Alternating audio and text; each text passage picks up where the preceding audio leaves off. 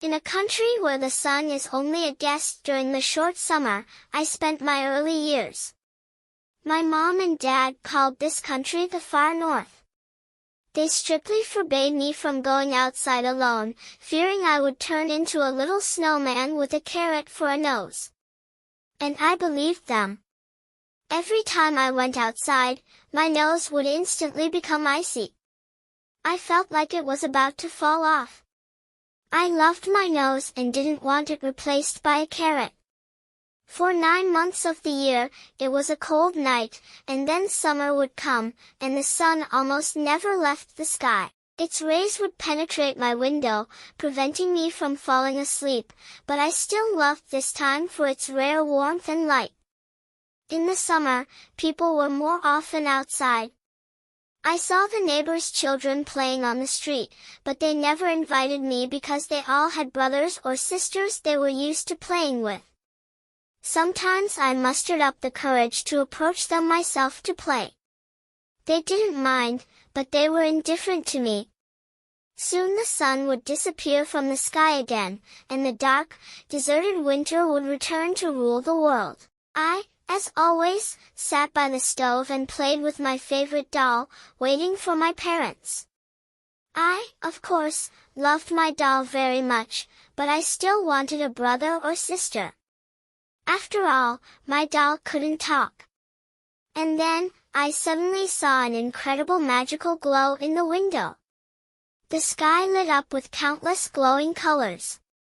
It seemed as if a fairy was painting the sky with her magical brush in shimmering green light, which slowly spread across the sky like waves. The waves rolled over each other, changing from green to red, then to purple and blue. The glow didn't just shine, it seemed to breathe and live. The fairy moved this glow across the sky, twisting the bands of light into spirals, forming arches and columns, and then scattered them into thousands of stars that spread across the sky. From time to time, I saw a crown from which bright beams of light burst out, spreading in all directions and illuminating the dark earth below. It seemed to me that at this moment the whole world held its breath in anticipation of a miracle. And I was sure that at this moment, some girl or boy was receiving a brother or sister as a gift. My mom told me that this magical glow was called the Northern Lights. And I always waited for it to appear again in the sky, hoping that this time I would be lucky. One day, my dad left and didn't come back for a long time. I missed him very much. Mom, where did Dad go? Dad went to his sister. She's very sick and needs help. Mom, does she live far away? Yes. She lives in warm lands. We will definitely move there to live. Mom, do the northern lights appear in the warm lands? No, the northern lights only happen in the far north. Then I don't want to go to the warm lands. Why not? Because I'm waiting for the fairy who paints the northern lights to give me a brother or sister. Mom smiled. I promise you, as soon as we move to the warm lands, you will have a brother or sister. The far north is too cold for a little baby. The fairy is just waiting for us to move to the warm lands, and then she will definitely give you a brother or sister. And I waited for what seemed like an eternity. And then Dad arrived. I cried with happiness because I missed him so much. But Dad didn't come alone. Next to him stood a boy with curious eyes.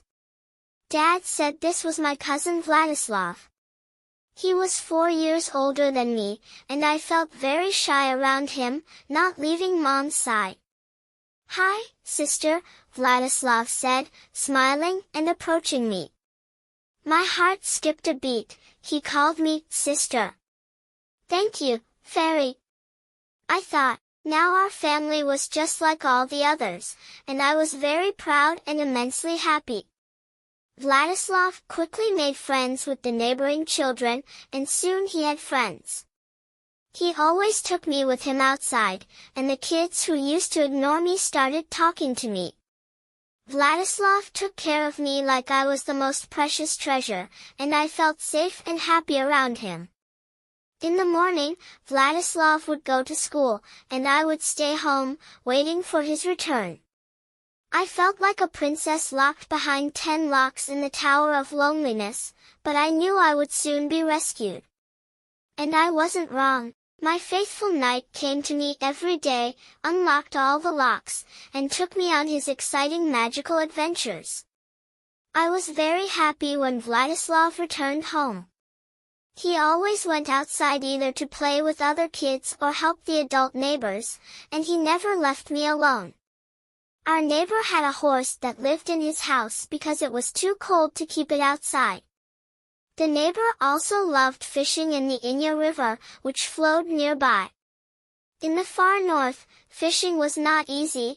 The river was always covered with a thick layer of ice, and to catch fish, you had to cut a hole in the ice. When the neighbor fished, he would bring the horse to drink water from the hole. I never approached the neighbor or his horse. I was scared because the neighbor had a very black thick beard, and I thought he was an evil sorcerer. The horse was huge, and steam always came out of its large nostrils, and I thought it was a one-headed dragon turned into a horse by the sorcerer. But with Vladislav's arrival, everything changed. He made friends with the neighbor and loved the horse very much. Vladislav never missed a chance to take the horse to the ice hole and always took me with him. I timidly approached the horse and felt its warmth and the smell of hay. Vladislav helped the neighbor cut the ice hole, and I imagined myself as a beautiful princess. The evil sorcerer didn't like me because I had figured out his secret and knew that the horse was an enchanted dragon. For this, he turned me into a goldfish and hid me in the river under the thick ice so that I couldn't tell anyone his secret because fish can't talk. But brave knight Vladislav broke through the ice on the river, led the horse to the ice hole, and whispered in its ear, "I know who you are." The horse turned its head and looked at the knight in surprise. "Your name is Icefang. The sorcerer keeps you in a warm house so that his spell doesn't freeze. You need to drink as much cold water from this river as possible." Icefang bent his head and began to drink. Suddenly, the ice on the river cracked, and the river flowed straight into the horse's mouth. Before the astonished knight's eyes, the horse began to change. Its smooth brown coat turned into light blue and white scales, shimmering like ice and snow. Its dark eyes sparkled with icy blue. Large, translucent wings with an icy pattern, resembling frost-covered glass, unfolded on its back. The hooves turned into sharp, shiny claws, like pure transparent ice. The long, thick tail lengthened and became whip-like, with jagged sharp crests. Icy horns and pointed crests appeared on its head and back. Its slender body, covered with sharp crystalline scales, resembling ice shards, grew larger, and soon the dragon was the size of a huge mountain. Knight Vladislav knew that the current would bring him his beloved goldfish. And suddenly he saw it. "Swim to me. Don't be afraid. I will save you," said the knight to the goldfish. As soon as she swam to his hand, which she lowered into the water, the knight caught her and pulled her out of the water. And immediately, the goldfish turned into a princess. And then the knight saw that the dragon had drunk almost all the water from the river. The river turned into a small stream, in which many fish swam: trout, salmon, pike, perch. If the water was not returned, they would all die. "Icefang, we need to return the water to the river, or all the fish will die." The dragon opened its huge mouth, and the water poured back into the river from its stomach, like from a melting snowy mountain. When the water level in the river was restored, the dragon became a little sad. "Icefang, you are free. Now you can spread your wings and do what you love: snowfalls, blizzards, avalanches." "Thank you, knight," said Icefang. I enjoyed being back in my beautiful skin. But I'm so used to the home warmth and care that I don't want to fly anywhere. Let the young dragons do that. I'd rather go to my stall and chew hay." The dragon shook his horned head and whip-like tail and instantly turned into a horse. "As you wish," said the knight. "Do me a favor. Give my princess a ride." The horse nodded. Knight Vladislav lifted his princess, placed her on the horse, and they headed to the bearded sorcerer's house, who turned out to be not so scary after all. The long-awaited summer came. Vladislav came home from school and immediately said to me, "Sister, put on your boots, we're going to the swamp." I got scared. "No, brother. You can't go to the swamp. There's a swamp monster with a huge frog head and a thick beard of algae living there. If anyone disturbs him, he'll drag them into the swamp forever." Vladislav smiled. "Don't be afraid. You're with me." "Vladislav, what if he drags you into the swamp?" "I'm scared." Vladislav smiled again and said, "The swamp monster is, of course, stronger than me. But he won't touch us.